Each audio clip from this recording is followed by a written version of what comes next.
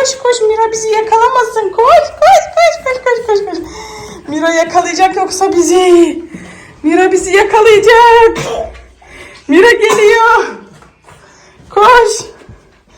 Koş ki Mira geliyor. Koş. Aha, Mira geldi. Hop, Mira geldi. Heh. Geldi mi Mira? Gel kızım, gel buraya gel. Anneciğim gel. Heh. Gel kızım. Öyle akşamları uyuyorlar kızım. Hadi. Hadi çantanızı al. Tamam, Git al da gel hadi, koş. Koş al da gel. Hadi. Al da gel Lilo'ya hadi. Yavaş bin, tamam mı? Yavaş yavaş çık hadi. Git Lilo'ya al da gel. Koş. Ha. Çantan da hazır.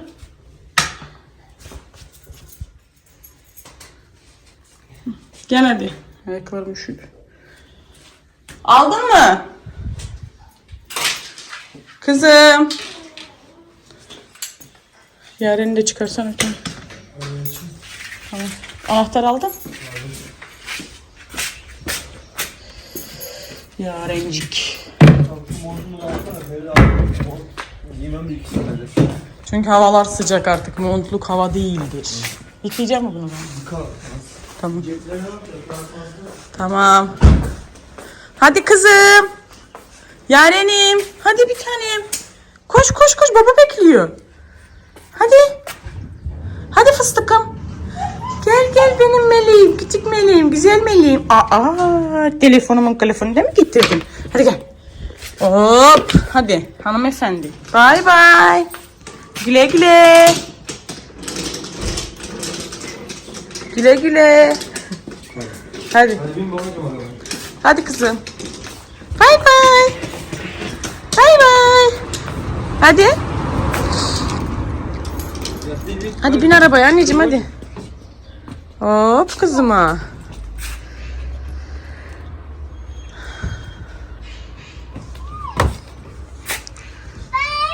Bay bay anneciğim. Bay bay. Bay bay. Arabanın ne kadar temiz. Araba ya dün çamur yağdı, ne yapayım? Baksana bütün her yer yağdı. Çamur yağmışsın. Hadi bakalım. Güle güle.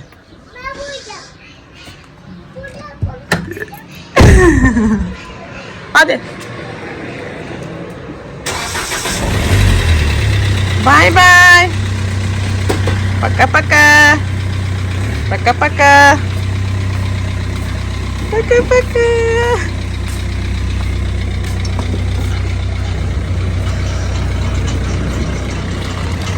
Evet. Sokak sessiz. Gidelim şimdi. Diğer kızın bakımlarıyla başlayalım. Saatlerimiz şu an 8:30. O yüzden hemen altını falan temizleyeyim, karnını doyurayım, vitaminlerini vereyim ve buharlarını vereceğim. Günde 4 defa olduğu için. Dün mesela geceninkini veremedim çünkü yatıyordu. Ondan dolayı verilmedi. Miro. Miro piro piro. Piro. Ay bebekle oynuyorsun sen. Ne yapıyorsun? Babam mı verdi bunu senin eline? Baba vermiştir. Kim verecek babadan başka sana onu? Evet. Şimdi bizimkiler gittiler. Gönderdik. Sobayı yakmayacağım. Dışarısı çok sıcak. Çamaşırları görüyor musunuz? Fındıkım. Uy ne oldu? Anne geliyor, anne geliyor. Bakım saati başlıyor. Haydi bakalım. Haydi. Halı geldikten sonra ne yapmayı düşünüyorum biliyor musunuz? Bu halı burada duracak. Şu halının bir tanesini şu mutfağa sereceğim. Mutfağa sermeyi düşünüyorum. Kahverengi ya, hem dolaplar falan da kahverengi, daha çok uyum sağlar diye düşünüyorum. O küçük yolluğu da belki şu masanın altına şey yaparım. Çünkü gelen mesela terliksiz oturamıyor. Ayakları falan üşüyor. Abo 9'a çeyrek var. Bu ne ya? Of. Şahin'e dedim, soruyorum bu ne olabilir? Bilmiyorum ki diyor. Geçmiyor da. Şimdi önce şu kızı halledeyim. Daha sonra işte kahvaltı falan yaparım. O da tabii ki yaparsam. Miroş sen bekle, ben üstten kıyafetler getireyim sana, olur mu? Hadi. Evet evet. Ha. 2 dakika oyna bebekle. Ha. Hemen sana kıyafetler getiriyorum. Ciciler getiriyorum sana. Hadi. Hadi hemen ciciler getiriyorum. Hadi.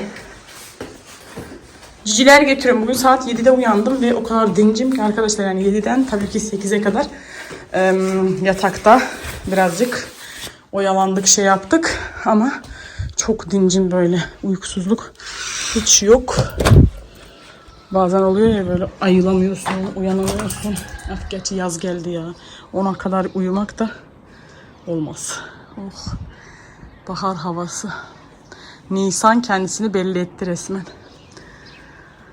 Çok güzel. Kuşlar ne kadar güzel cır cır cır yapıyorlar burada. Ay, ayaklarım dondu resmen. Evet, şimdi bu kızı halledeyim. Daha sonra da yatak odası, Yaren'in odası derken toparlayalım buraları. Boncuğum, buhardan sonra seni öksürtüyor mu?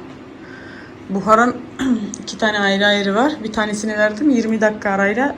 Şimdi 20 dakika sonra diğerini vereceğim. Ne oldu aşkım? Öksürttü mü seni? He? Tamam. Al kızım. Al bir tane. Ben de mamasını yapıyorum ki buharını verene kadar maması hazır olsun. Şöyle. Burada da çay suyu koydum. Şahin geliyormuş. Simit falan alayım geleyim, kahvaltı yapalım dedi. Ben de tamam dedim. Aşkım. Bak. Mamalar hazır oluyor sana. Mamalar hazır oluyor cana. Ya. Ay seni yerim. Yerim. Yerim senin o kırmızı yeleğini. Mira daha doğmamıştı. Yani babaannesi bunu örmüştü. O seni yerim, seni yerim. Daha bugün oldu arkadaşlar. Düşünün yani. Evet, bak mamamız oldu. Oh.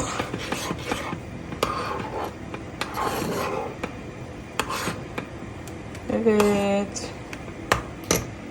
Yiyelim mi şimdi? Ham yapalım mı? Ham yapalım mı? Ama bunu soğumaya bırakacağım. Buharını vereyim. Ondan sonra, çünkü buharı açık karnına veriyoruz. Kış. Yerim seni aşkım benim.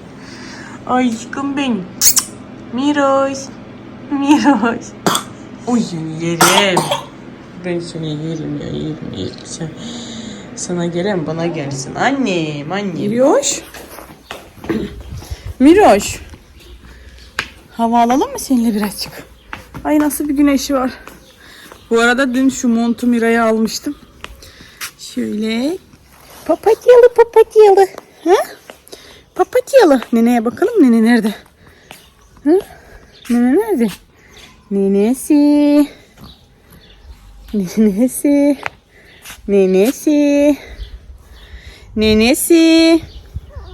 Nerede nene?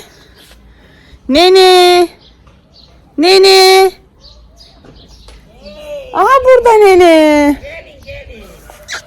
Biraz güneş alsın da öyle getireyim. Ne? Şahin getirdi Aslı. Cicit. Fındık. Bak, hani nene? Anahtar mı? Bazen kilitli bazen öyle takılıyordu. Heh. Langıdı. Gel biraz kalsın burada size. Bırakacağım da biraz güneş alsın, öyle bırakacağım. Açım ile kanepeyi. Ha, tamam. Biraz güneşlensin, öyle getirip bırakacağım. Langıdı ebe kümeci. Bahar gelmiş, bahar. Bahar gelmiş, kış. Fıstık. Ay, gel seni burada resim çekeyim mi? Çekeyim mi seni böyle? Böyle. Ne dersin? Ne dersin kuş? Ben de uykusundan uyandı. Şahin simit getirmişti. Biz kahvaltımızı yaptık. Şimdi oradaki sandalyeler biraz gevşemiş. Onların altını sıkıyor. Yani sert yapıyor. Anneme bırakırım Mira'yı. Ondan sonracığıma ev işlerimi halledeyim. Çamaşırlarımı attım, yıkanıyor. Langıdı ebe kümeci. Dilime takıldı bu şarkı. Zarife'yi aradım. O da dişçiye gitmiş. Geçen bir tanesini çektirmişti. Yanındaki diş yine ağrıyormuş. Findiki fistiki. Yaren'in bedeni yoktu. Yoksa Yaren'i de alacaktım böyle iki kardeş yerler diye ama yoktu. Miray'a da en küçüğünü aldım. Belli ki bir Mayıs'a kadar giyeriz bunu. Ondan sonra da bitti. Büyük alacaktım, sonra seneye olmaz dedim. Büyük alsam da giyemeyecekti çocuk. O yüzden. Tamam mı? Gidelim mi Nenişko'ya? Hı? Nenişko. Nenişko. Hani Nenişko? Neneci. Anne kız biraz da sallanalım. Ondan sonra neneye gidelim. Kız papatyam benim. Papatyam. O kadar güzel bir hava var ki size anlatamam. Çok güzel. Aslında böyle çocuklar alacaksın. Denize kadar yürüyeceksin. Neyse Zarife bir dişçiden gelsin. Onunla bir konuşayım. Olmadı böyle bir yürüyüş yaparız. Değil mi kızım? Artık böyle yürümemiz lazım sahillere kadar anneciğim ya. Beni hep içeride tutuyorsun sen. Hava alamıyorum ya. Saat 12'de 9'da verdim. 12'de vereceğim. 3'te vereceğim. 6'da vereceğim buharı. Bir tanesi sabah akşam. Bir tanesi de günde 4 defa. Tozumuz da geldi. Sadece akşamları veriyoruz. Yani 30 gün boyunca onu vereceğiz. Manikülübüm. Montun da çok yakıştı. Güle güle giy anneciğim. Defakto'dan aldım. 159 liraydı galiba. Şöyle küçücük bir mont düşünün. Çocuk kıyafetleri daha pahalı. Yaren'e yoktu. Yaren'i de alacaktım. Yaren'e geçen kotondan almıştım ya böyle tüylü. Bugün onunla işte gitti. Artık böyle montluk bir şey yok ya. Havalar gitgide iyice şey oldu. Öyle. Hadi gidelim mi neneye? Hadi. Hadi gel kızım gel. Hoppa hop. Hadi gel. Bu kadarcık hava yeter. Birazdan yine alırım seni, tamam mı? Sen şimdi birazcık neneyle otur. Ben biraz işlerimi halledeyim. Tamam. Tamam kızım. Hadi bakalım. Hop. Hop.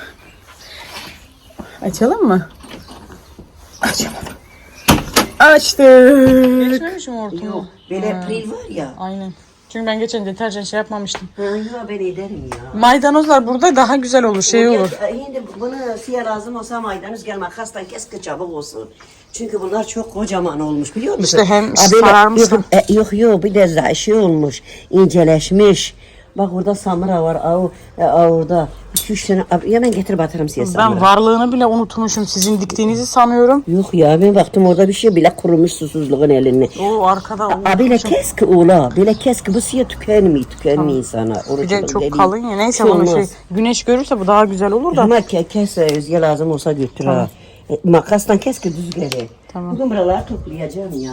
Tamam şey Miras'ın yanınızda biraz dursun. Ya dursun Ondan sen, sonra ben evi halledeyim, sonra soğan falan dikeriz. Tamam. Evet. Evet Feride. Paket teslim edildi. Görüyor musunuz? Maydanoz dikmişim ve haberim yok. Ben de diyorum 10 gün oldu annemin bu eve geçeli. Ne ara dedim bunları dikti. Ay Feride. Ay alemsin. Bu inşallah bunlar tutacaktır ya. Hadi bakalım. Gidiyoruz. Çiçekleri çeke bugün zamanım biter vallahi. Değil mi kış? Haydi. Geçen sene çok fazla getirdi. Ama bu sene belli ki o kadar fazla olmayacak. Allah Allah. Tamam giy. Senin var ya. Seni kıtır keserim. Kıtır hem de. İnsan bu havaya aldanır mı? Üşütürsün. Ne yapıyorsun ya? Niye bu havayı neyine? Vallahi kesmeyeceğim orayı. Seni rezil edeceğim. Rezil. Kesmeyeceğim. Ha? Öyle. Miray'a mama götürüyorum da. Çıkarmış atletle çalışıyor ya. Sıcak hava ne? Neresi sıcak? Aldanmayacaksın bir tane bu havaya. Şimdi senin karın mı güzel, şu çiçek mi güzel? Doğru söyle ama. Benim karım daha güzel. Benim karım magildir, var çiçektir. Para bırakıyorum, alsın kendine çiçek. 2 dakikada şu 3 tane çiçeği de çıkarıyorsun şimdi hemen. Aferin yani. Bir tane 4 gündür konuşuyorum aynı şeyi. Hemen çıkaracak. Ben nereye çıkaracağım koyacağım? Bak. Çıkaracaksın. Orayı çıkaracaksın. Sen orayı belleyeceksin. Sonra 3 tane yer dibecek. Bak hoşça bak. Bakış atsana gene aynı bakış. Aşk dolu bakışlarından. Bunu Bir tane. bu Feride, ben nasıl çıkarıyorum? Bir tanem Bak şimdi çıkar. buradan vuruyorum. Çıkar bir tane. Bak şu da var. Şu bir tane küçüğü de var. Bir tane mi? Bak bir dakika. Derdimi anlatamıyorum ya. Anlatamıyorum sana şu an. Ula soğan dikeceğim diyor. Patates yok, patates değil. Marul dikeceğim diyor. Anlamıyor. Hı? O bir tanesi. Bakayım. Hı. Kökünden tut bakayım. Çıktı zaten kökü. Tut bakayım, eline batmasın dikeni. Al bir tanem. Koy Böyle toprak. mi? Koy şuraya toprakla. Koy. Geliyorum, getirdim. Ha, şimdi diğerlerini bir tanem. Ya senin Bu hiç ne? Şu? ne? Onu da çık, yok o kalsın, belki yeşerir. Yeşerir belki. Tamam? O kalsın. Sadece gülleri çıkar bir tanem. Ondan sonra komple şurayı da belleyeceksin bak. Şu ağacın arkasını hatta ne yapacağım biliyor musun? Annem dedi ki şuraya kadar gel. Ha, Ben o zaman onu- tamam, o zaman arayı şöyle boş Burayı bırak. söylemedi. Burayı da yapacaksın. Ha o zaman ha. Burayı da yapacaksın. Şu çiçeği de çekeceğiz. Haydi bebeğim, çalış hadi. Hadi. Ellerine kuvvet. Ha, şunu mu dökeceksin kapıya? He? Kapıya bunu dökeceksin. Yok VD40 var. O nedir? VD40 değil mi? Onun başka bir küçüğü var. O Tamam. yapıştırıcı. Ya ben bugün gelip senin o şeyin içine bakım o kırpacak nerededir? Kırpacak. Çıkmıyorsa bence hiç çıkarma. Annem 2 tanesi kalsın dedi. 2 tanesini istemiyorum dedi. O nasıl oluyor ben de anlamadım. Kökünden kırdım. Bu tutar mı? Cık. Tamam koy bir tane, koy. Canice iş gördüm şu an. Bu ve bu kalsın dedi. Bir yaranamıyorum. Ben içimden diyor, kalbimden öyle bir şey demiyorum. Dilim öyle diyor, dilim. Ha öyle mi? Ha mı? Dilde. Kıskandın değil mi? Annen dedi ki Feride gel çay iç, hemen kıskandın. Gelinine soruyorsun, bana niye söylemiyorsun? Evet söyledim. Neyse. Ben şurayı da yapayım ben. Tamam bir tanem, tamam. Ben orada da 2 tane gül için yer aç. Yani 2 tanesi kalacakmış, annem öyle dedi. Şu ortadakini götürün, gözüm görmesin, başka bir şey istemem dedi. Bunlar kalsın. Ama bu var ya çok güzel açıyor, böyle mor. Bu da mor, şu güzel açıyor. Şunu bilmiyorum da daha hiç açmadı. Şu böyle pudra gibi bir şey açıyor. İnşallah ölmez. Hadi bebeğim, getirirsin değil mi oraya? Şurada da var 3 tane gül Nereye diyeceğiz. kazacağım ben onu da göster. Kapının önünde var ya, ta odunlar var ya, odun kırdın ya. Oraya mı? He. Biz orada odun kıracağız Nerede odun kıracaksın? yine. Odun kıracak yerin yok senin. Odun kırmayacaksan böyle havalar böyle gitse soba mı yakacağız bebeğim biz? Bir iki tane. Al o zaman şu küçüğünü al gel bakayım. Direkt orayı da kazan. Niye biliyor musun? Çünkü havalar böyle gidersen mesela dün ne kadar yaktı? 1 saat bile yanmadı. Evet, çünkü sıcak artık bu saat, bundan sonra soba mı yanar? Hadi güle güle güller. Hadi. Ayırdım sizi kardeşlerden. Gidiyor. Şu da olacak. Şunu şöyle alayım. Şunu buradan çıkarayım. Ay. Böyle yaptığım iş var ya, hiç doğru bir şey değil. Sakın dökülme. Bakayım nereye? Nereye yapacağız? Şu ağaca yapsak bu ağaca dolansa olmaz mı Feride? Dolanmıyor ki, bu dolanandan değil. Ne yap biliyor musun? Şu kütüğü arkaya it. Ben buraları sonra temizleyeceğim. Kütüğü arkaya it. Bak. Bir tane buraya dik. Bir tane şuraya. Bir tane Kaç buraya. tane var 3 tane. Ha. Hadi. Ben buraları artık temizlerim. Ha. Nereye dikiyorum göster. Bir tane şunu, bir tane burada yap. Ha. Yap. Şu teli nereye götürsek? Şu merdiven ne işe yarıyor burada? Hiçbir işe yaramıyor. Çöpe yaramış. Çöp olmuş bence. Hiçbir şey atmadı kalsın boş. Arka tarafa götürelim. Kalmasın. Hadi. Ha, bir tane oraya. Tamam, fazla da eşme. mi? Yeter. Bak ne yap şimdi, çıkar onu. Dur. Bismillah diyoruz. tutacak mı? Tutar, inşallah tutacaktır bebeğim. Tutar. Atıyorum dibine. At dibini. Hadi narin ellerinle. Bebeksi ve ipeksi ellerim.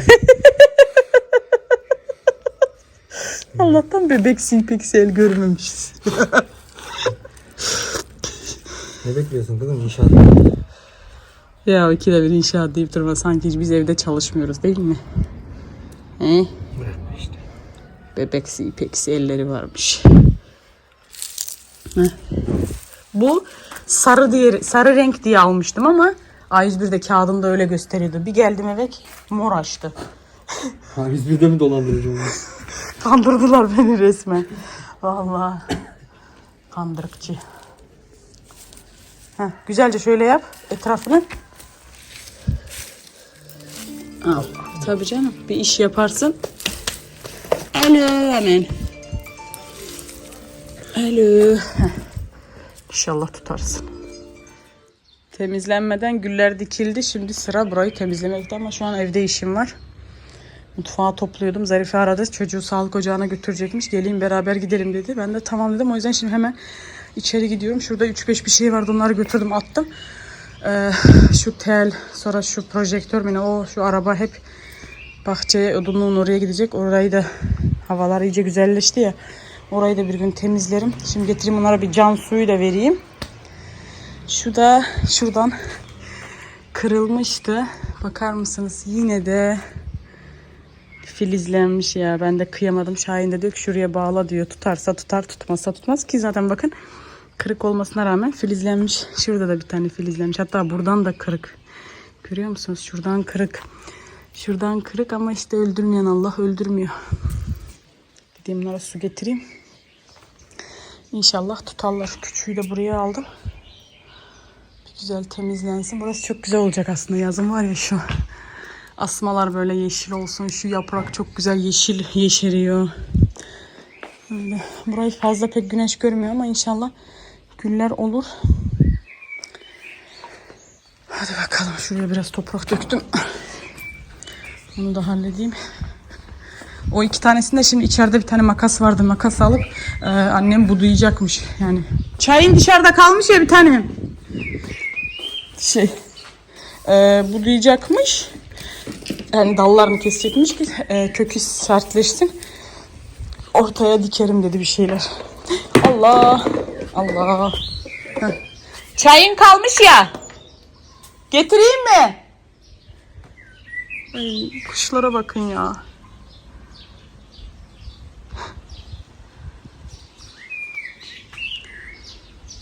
Ne güzel ötüşüyorlar. Çayını alayım. Ne yapmış bu adam şimdi bakalım mı? Bakın.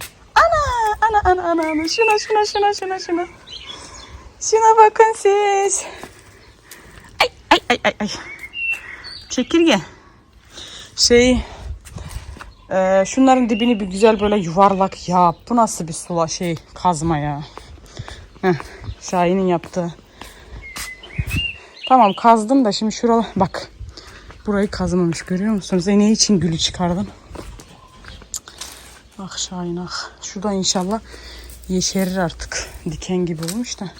Şunları budarız. Şuradan keseriz. Zaten kendini ilkbahar ya toparlar hemen. Şu gülü de iyice sonuna iteyim. Bari orada kalsın. Burası zaten istemiyorum dedi. Orası da çok kuru istemiyorum dedi. Sadece şu alana dikeriz dedi. Limoncik. Değil mi kız? Hadi bakalım. Hazır Miray'a annem bakıyorken mamasını da götürdüm. Bir gün de şuraya bakın ya. Aslında Şahin'i soksak nasıl olur?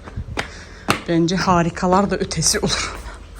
Ya sen yerini sevdin mi? Yaren dün diyor ki ben çiçek topladım. Niye suya koymuyorsunuz? Suya koyduk çiçek açtı. Bir tanem çayını unutmuşsun. Şuna bakın. Öyle mi? Aha.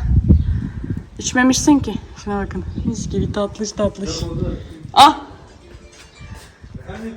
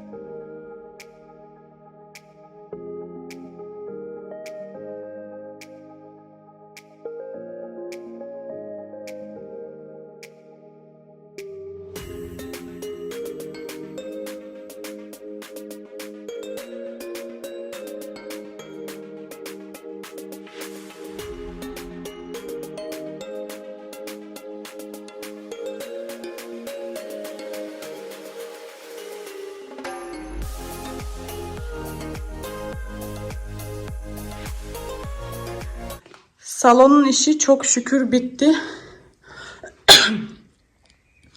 Nefes nefese kaldım. Saatlerimiz 12'yi çeyrek geçiyor. Şimdi buhar makinesini alacağım ve buhar şeylerini alıp annemin oraya gideceğim. Mira'ya buharını vereceğim.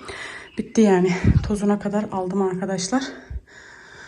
Perdelerim de gelse çok güzel olacak değil mi burası? Bence olacak. Evet. Şurası gözüme batıyor ama çıkacağız arkadaşlar. Sırayla yavaş yavaş her tarafımız inşallah bitecektir. Şu köşeye bakar mısınız? Yatağın tam oraya girmesi çok güzel oldu. Yatağın orada olması benim için de şey oldu. Hem ortalıkta durmuyor hem de böyle mesela bazen Mira'yı yatırıyorum. Burada mesela rüzgar falan olmasın diye oradan kapalı ya, iyi oluyor. Öyle yani. Şimdi şu albümü de kaldırayım buradan. Şu fön makinesinin ne işi var burada yarencik. Şimdi hangi işlerim kaldı biliyor musun? Sildim. Aynamı tabii ki de sildik. Akşama kadar müddet. Yani akşam yarencik gelir. Tipime bakın ya. Saç rengim olmuş mu? Toka harika değil mi? Şu tişörtü de dün almıştım. Size daha göstermedim değil mi neler aldığımı. Sadece ya Mira'nın üstündeki yeleği gösterdim. Bir de şu üstündeki tişörtle. Zaten tişört almak için gitmiştim. Böyle artık havalar sıcak. Şimdi götüreyim. Buharını vereyim. Daha sonra geleyim onları göstereyim. Burada nasılsa işim bitti. Çiçeğimi de sulayayım da unutmadan. Buralar tamam. Burada pek bir şey kalmadı. Sadece mutfak bulaşık makinesi açılacak. Ve şurası süpürülecek. O kadar. Burada da pek bir şey kalmadı. Hadi bakalım minnoşumuzu gidelim. Bir buharlayalım kuzucuğumu. Ondan sonra yukarıya çıkalım. Zarife 1.30'da gelecekmiş. Çünkü öğlen arasına girdiği için o gelene kadar buralardaki işlerimi halledeyim. Şahin'i arayayım. Mira'nın bezi ve burun temizleme aparatları bitmiş. Onları getirsin. Haydi bakalım şurayı kapatıyoruz. Minnoşumun yanına gidiyor. Bakıyorken sağ olsun Allah razı olsun. Hazır bakıyorken işlerimi halledeyim arkadaşlar. İster istemez böyle çocuk olunca yani elini ayağını bağlıyor. Her ne kadar da işte sessiz sakin bir bebek olsa da yine de seni tutuyor. O zaman haydi gidelim bakalım. Aletlerimi aldım. Gidiyorum. Ay, burnum kaşındı. Gidelim. Ah Şahin ah, yemin ederim sana iş yap dedik ama buraları daha beter etti.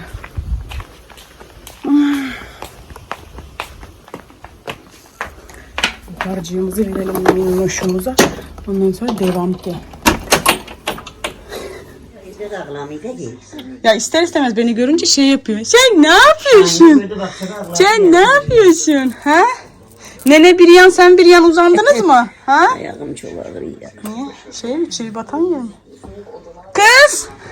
Ne yaptın? Biraz stresten ağrıyor. Normaldir canım. Ponçi! Hadi buhar yiyelim hadi. Bilmeyen de bir yüzünde. Ha? Diyem bilmeyen niye vakisiyen bile o çekim yapıyorsan bile hemen şey olur. Ponçi! Çok hoş değil.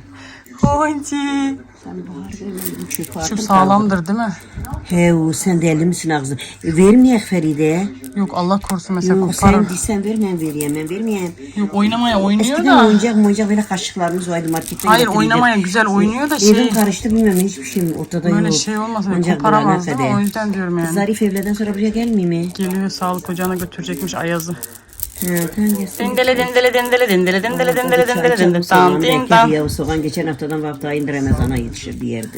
Yetişir ya soğan havada sıcak ya hemen çıkar. Pom pom pom. Ponçik ponçik pom pom pom. Tersi tır etti. Bak bir miye bakayım iyisiye Sen bakayım. ne yaptın Çen? Baba bir miye bakayım. Ayıp şeyler mi yaptın? Kız ben de sizden çok Bakın durayım. şu yelek tam şimdi oldu işte. Olsun.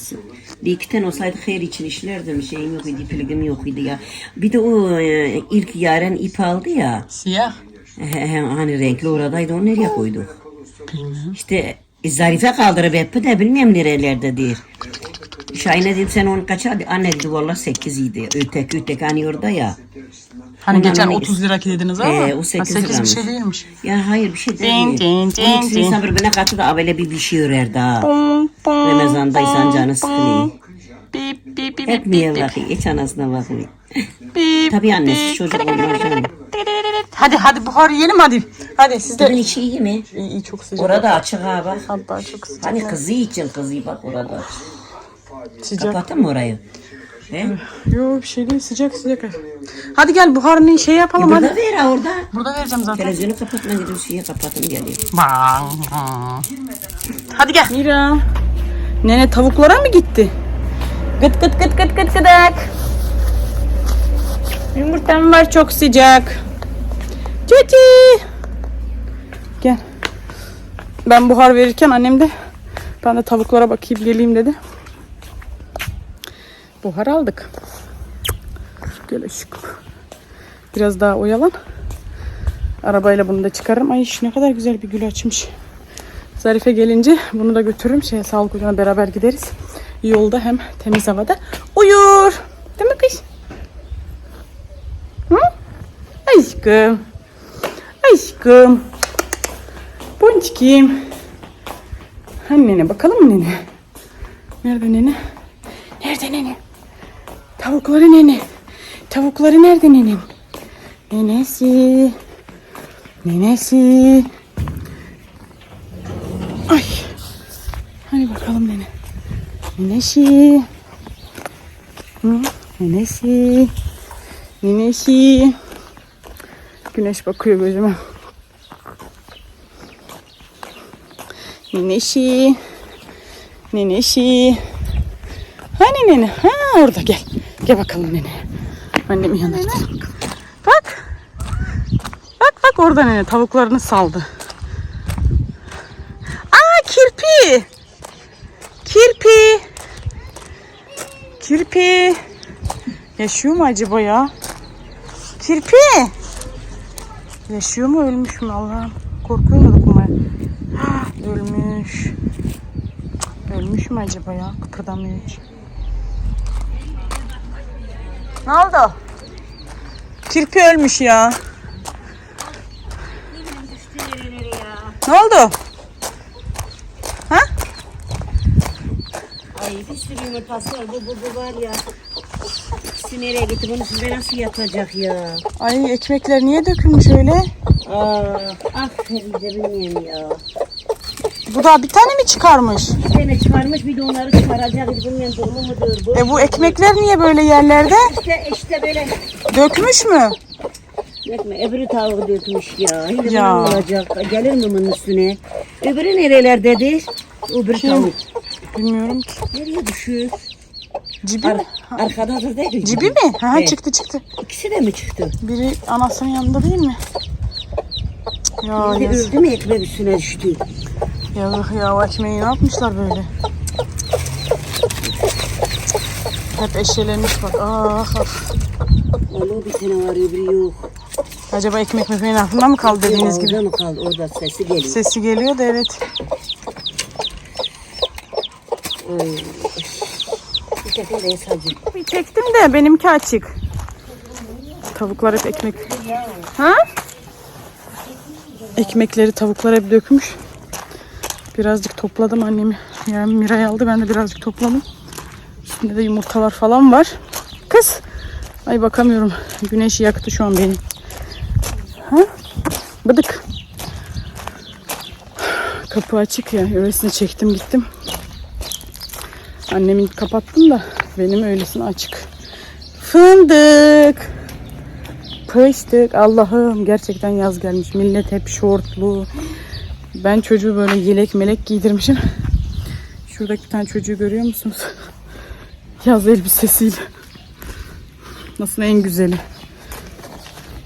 Alışıyorlar öyle. Bakın. Sen nenedeyken ben çok iş yaptım. Her tarafı temizledim. Masum köylü. Bu kadar mı yakışır bir yelek ya? Kızım Masum köylü. Cık. Aşkım. Miram. Mira. Zeytin gözünü yesin annen senin. Zeytin gözünü yesin anne. Ha? Ha? Helal. Pıtır pıtır. Fıtır fıtır. Nenenin bir tane bidisi yok. Kaçmış gitmiş.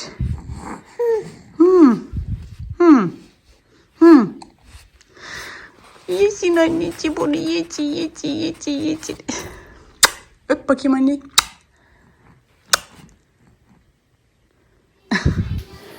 Mutfak bitti. Makineyi açtım, o çalışıyor.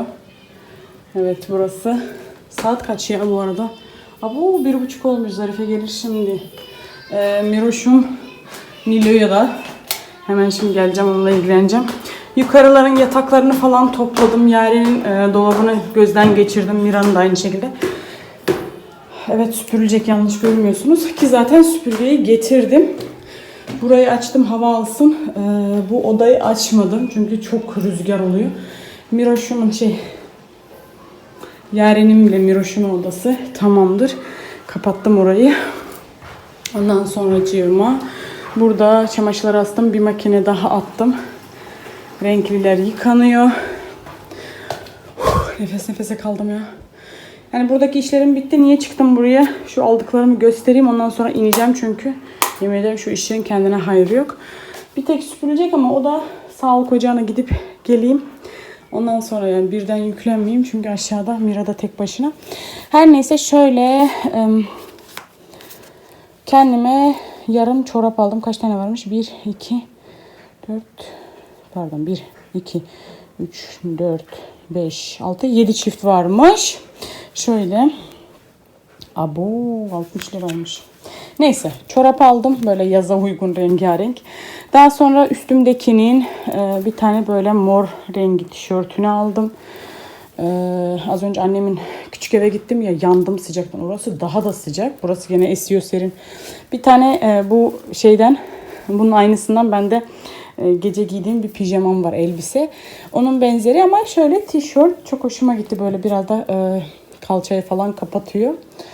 Bir tane bundan aldım. Ondan sonra Miroş'uma şöyle üst aldım. 6-9 aylık. Şöyle giyeriz inşallah. Bir tane şöyle alt aldım. Minnie Mouse'lu. Onu da üstüne bunu uydurdum. Şöyle altlı üstlü. Uygun, fiyatları uygundu bu. 24 lira mıydı neydi, indirimdeydi bu. Şu birazcık pahalıydı. 60 liraydı galiba. 59 bir şeydi. Bu ikisi 50 liraya gelmiş oldu yani takım olarak. Bunun altı olsaydı altını da alacaktım, böyle bahar havası, işte çilek, çiçekli falan. Ama yoktu, olsun, altına siyah bir şey uydururuz. Ondan sonra bir tane şöyle tişört aldım kendime. Şöyle, bu 60 liraydı galiba, evet. Şu mor ve üstümdeki 40 lira mıydı? 39.90 mıydı? O civarda bir şeydi. Ondan sonra vazgeçilmez bir tane siyah tişörtümden aldım. Şöyle yanlarından yırtmacı var. Biliyorsunuz siyah çok seviyorum. Bu sefer normalde large giyiyorum ama bu sefer X large aldım. Biraz daha bol olsun. Bir tane şöyle kot aldım. Siyah bir tane daha almıştım. O nerede?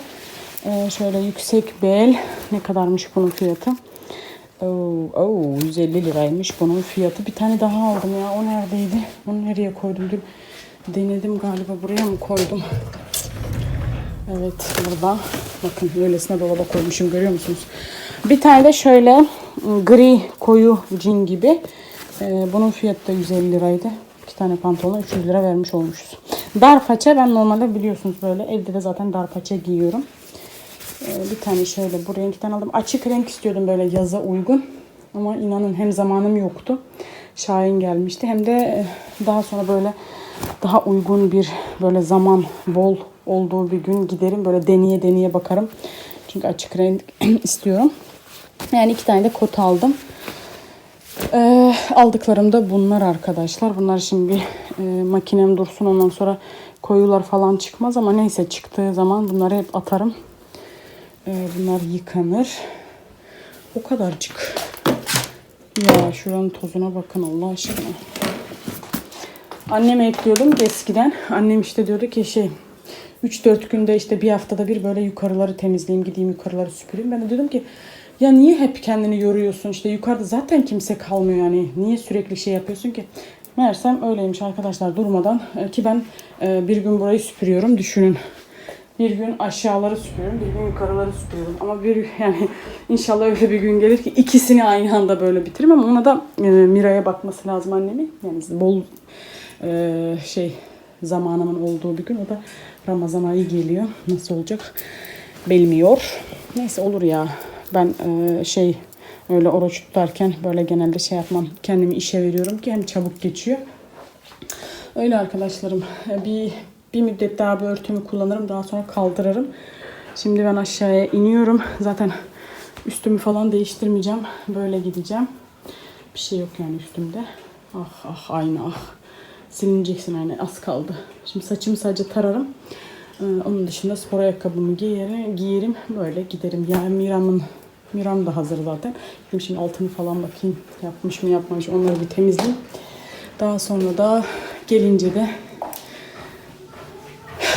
de burayı hallederiz arkadaşlar. Süpürürüz. Değil mi kızım? Değil mi kızım? Yerini sevdin mi? Böyle şey oldu. Daha da böyle kabardı gibi.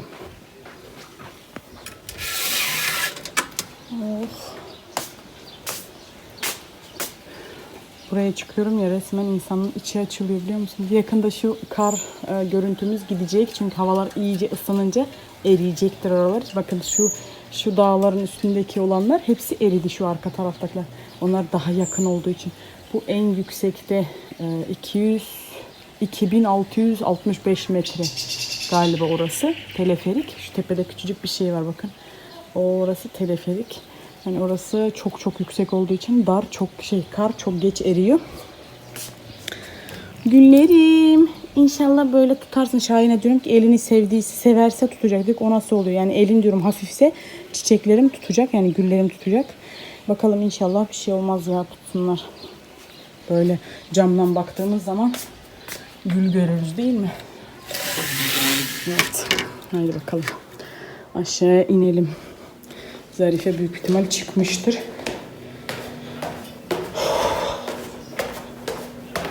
Annemlere gidene kadar yani 2,5-3 ay falan var. İnşallah böyle 5-6 kilo bu merdiven sayesinde veririm de biraz daha fit oluruz. Değil mi? Hele şu. Hey! Klima kapalı ya o yüzden yelekle yatırdım üşümesin diye. Puyduk! Gel çıkarayım seni oradan gel. Oy sen çıkarmaya mı çalışıyorsun? Sen neler yapıyorsun? Parçalarım. Aşk böceğim benim. Hadi bak Zarife teyze gelecek hadi.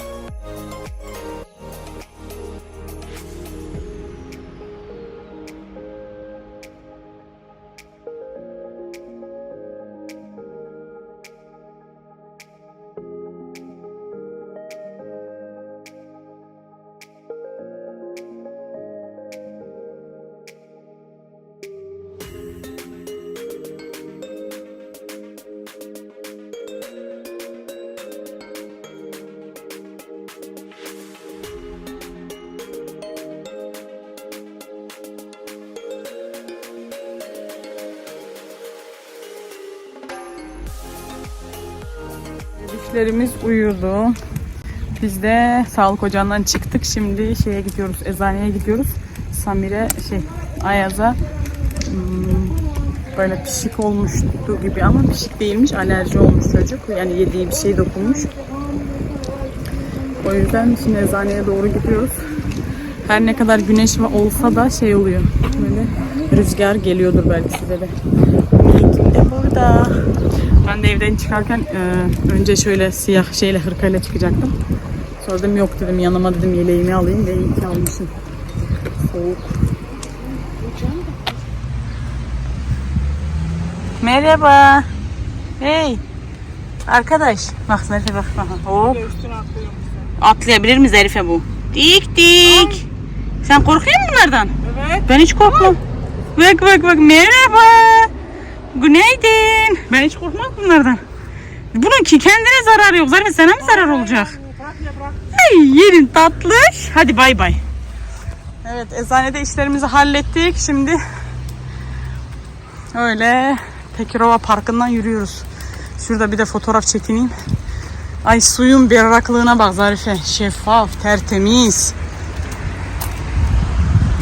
Görüyor musunuz? Mis gibi hava, güzellik. He.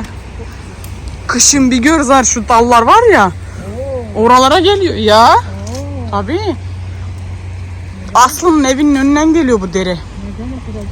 O yağmur yağıyor, dağlardan buraya akıyor. Tospik nerede? Ben bir şey anlamadım. Ha. Kaçtı mı kız o? Bu kadar hızlı. O zaman orası yukarı oluyor, burası aşağı mı oluyor? Evet, burası aşağı oluyor. Bu su gidiyor, denize akıyor. Ha, orası Demek ki orası yukarı mı? şu dağlardan iniyor aşağı Aslıların kapısının önünden o köprüye, böyle köprünün üstünden geçiyor, altından geçiyor, böyle Tekirova'ya giriyorsun ya, o köprüden geçiyor, böyle akıyor, denize akıyor. Anlıyorsun, bak senin buradan evin görüyorum. Şurada. Villa Zarife. Villa Zarife. Ay şunlar bir açsın, yazın bir güzel oluyor buralar Zarife. Sen bir göreceksin. Bacım şurada beni bir fotoğraf çıtırtla. Ya şu çiçeğin güzelliğine bakın. Şurada mor. Baksana çok güzel. Magnolia. Magnolia he. Şurada bakın. Çok tatlı. Magnolia. Ay tüh. Fotoğraf çekinecektim. Tam orada da oturuyorlar.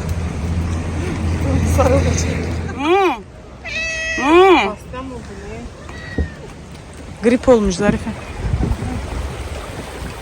Bak şuradan direkt. Ay netlemedi. Ha, şuradan alacağım tamam. Yine saatler sonra elime telefonu alıyorum. Sizlerle en son Tekirova'dan işte parkta yürürken Zarife ile çekmiştik. Eve geldik. Hemen çay koydum. Öyle bir atıştırmalık bir şeyler işte tatlı falan almıştım fırından. Onlarla şey yaparken bir de Özbek pilavı yaptım. Yani havuçlu pilav yapıyorum ya. Miroş da burada. Saatlerimiz şu an 6:30. Yaren geldi okuldan. Onun karnını doyurdum. Daha sonra Şahin yedi gitti.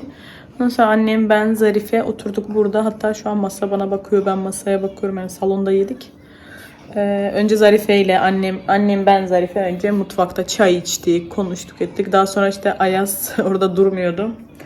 Oradan buraya geldik. Şahin geldi, karnını doyurdu. Yaren'i doyurdum. Şahin bir yere gitti.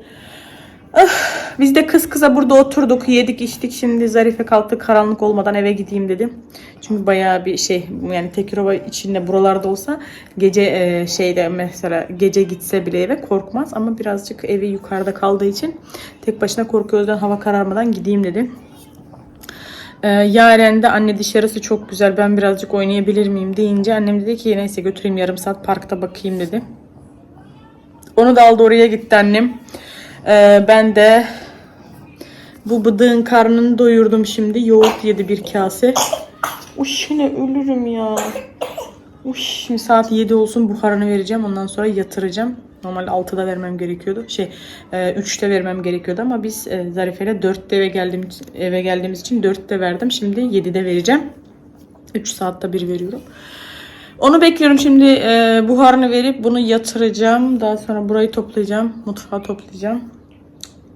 Bir de annemle çözüm bulduk. Şuradaki tel, araba, merdiven falan var ya, onları bir yere koymak için çözüm buldum. Oraya götüreceğim, koyacağım.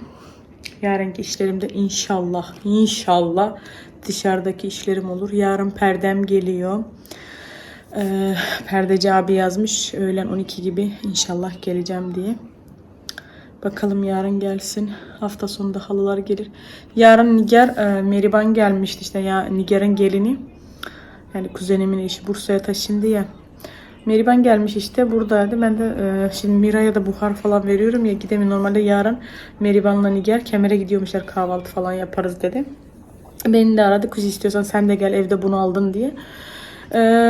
Tamam kuzu dedim, ben bir perdeciyle konuşayım, yarın gelmezse gelirim dedim. Ya da cuma falan gelirse gelirim. Sonra bir aklıma geldi ki buhar veriyorum ya yani Mira'ya. Normalde 4 gün vermemiz lazım elim.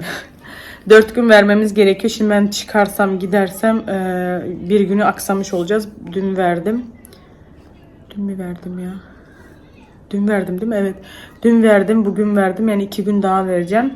O yüzden 4 gün tamamlamamız için bir yere çıkamadım. Yani burada olsaydı böyle çantama atardım. Ama kemerde de dolaşacağım. Mesela eve gitseydim götürürdüm ama kemerde dolaşacağımız için buhar makinesiyle gezemezdim. O yüzden kuzu dedim ben gelemem dedim. Olmazsa Meriban ya cumartesi ya pazar gidiyormuş tekrar Bursa'ya. Olmasa cuma günü bana gelirsiniz dedim. Tamam o zaman bakarız dedi. Sen duruma göre işte Mira hastadır yani şey yapma kendine. Öyle işte arkadaşlar. Neyse ben şimdi niye kamerayı aldım. Vedalaşalım. Sonra buraları toparlayayım. Anlayacağınız biraz daha işlerim var. Yarın Mira'ya şey aldım bugün şeyden eczaneden Zarife ile gitmiştik. Neyse kamerayı çevireyim öyle göstereyim. Bu minnoşum birazcık böyle kalsın. Fırçanın burada ne işi var? Bak ben arıyorum. Yaren almış. Nereye koymuş? Şu ağız kaşıma fırçası vardı ya. Kış tarağını nereden getirdi bu abla buraya? Tarağını da getirmiş. Bir kase şöyle maşallah diyelim. Bir kase şöyle yoğurt yedi şimdi. Onu yedirdim. Az önce de böyle şey yapmıştım. Yoğurt çorbası yaptım. Onu da denedi. O da yedi. Yani yoğurt demek ki hoşuna gidiyor. Pirinci böyle çok haşladım şey yaptım. Sonra blenderdan geçirdim yiyemez diye. Onu verdim. Yoğurt da yedi. Yaren geldi bu arada. Geldi. Gideyim hem kapıyı açayım hem de size eczanede ne aldım göstereyim. Ay kapattım mı? Hava güzel aslında. Yaren birazcık skuturuyla da dışarıda oynayabilir. Ben de bunu buharını verdikten sonra yatırırım. Haydi bakalım. Sobayı da yakayım şimdi. Zaten odunlarım da çok az kaldı bitsin. Nerede o kız? Balkondaki limonata mı ye? Limonata. Ben plan yiyeceğim, eve gideceğim. Tamam. Ne istiyorsun bir daha söyle. Limonata. Tamam yapalım. Ama karışık. Tamam. Hadi istiyorsan birazcık skuturunla oyna ben sana yapayım. Tamam. Tamam hadi. Ben şimdi sana yapacağım tamam mı? Ayaz mutfağı birbirine kattı. Ah Ayaz. Görüyor musunuz? Bütün oyuncak ne var ne yok. Biz de burada önce dedim ya burada oturuyorduk. Daha sonra oraya geçtik. Her tarafta otururuz, yeriz, içeriz, dağıtırız. Sıkıntı değil. Şöyle pilavımı. Ha kızım. Pilavım. Az kaldı şimdi bunu bir küçük tencereye koyacağım. Ondan sonra şeyi de yıkayacağım. Neyse şuraları bir toparlayayım da arkadaşlar saatlerimiz zaten 7'ye 10 var. 10 dakikada sobanın külünü boşaltayım. Ondan sonra geleyim buharını vereyim. Onu yatırayım. Ondan sonra işlerimi halledeyim. Bakın şöyle burun aspiratörü vardı ya hani Mira'nın. Onun uçları bitti. Bugün de eczanede sordum. Yok abla dedi. Ben de her sabah temizlediğim için Şahin'e de sordum. Kemerden al. Orada da yokmuş. Şöyle elle böyle hani sıkıp silikon burun aspiratörü. Şöyle bir tane bundan aldım. Hayır. Çorabı çıkarırsan o zaman eve gir. Şöyle bir tane bundan aldım. Bir tane yedek suluk yine aldım. Çünkü benim evde suluk var ya. Onu bazen dışarıya unutuyorum. O yüzden bunu direkt çantaya koymak için çantamda bulunsun. Şöyle bir tane küçük suluk. Hazırlayacağım. Bir tane de şöyle emzik kutusu aldım. Küçük. Yani emziği koymak için emzik şey olmasın. Böyle kıl falan olmasın diye. Bir tane bunu aldım. Üçü de zaten aynı markanınmış. Öyle. Bunu dediğim gibi çantama atacağım. Böyle yedekte dursun yani bazen unutuyorum bazen şey yapıyorum. Böyle ağzı kapaklı çünkü ben diğerinin kapağını kaybettim evi taşırken. Bundan bir tane bundan bir tane böyle işte burnunu temizlemek için. Bir de bu. Evet şurası 124 lira tuttu arkadaşlar. Evet. Hayat çok pahalı maalesef.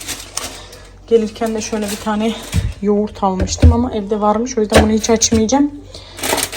Zarife'yle de kek aldık. Çayla içeriz diye ama dokunmadık bile. Neyse ben onu akşamda şey yaparım yerim. Öyle arkadaşlarım. Hadi bakalım ben şimdi şuraları bir toparlayayım. Ondan sonracığıma sizlerle de artık vedalaşalım değil mi? Kendinize çok ama çok iyi bakın. Hayır, oturma kalk. Kendinize çok iyi bakın. Yarın vlogda görüşmek üzere. Allah'a emanet olun. Videomu beğenip yorum bırakmayı da unutmayın. Kanalıma abone olmayı unutmayın. Sizi çok seviyorum. Giymeyeceğim. Bu soğukta yelek giymeyeceksin. Tamam, hasta olacaksın o zaman. Ama dondurma yedim ben. İyi yaptın, gördüm. Çok sıcak. Gördüm, babam video atmış, dondurma yemişsin, evet. Ama çok sıcaktı. Tamam aşkım, hadi. Hoşça kalın. Baba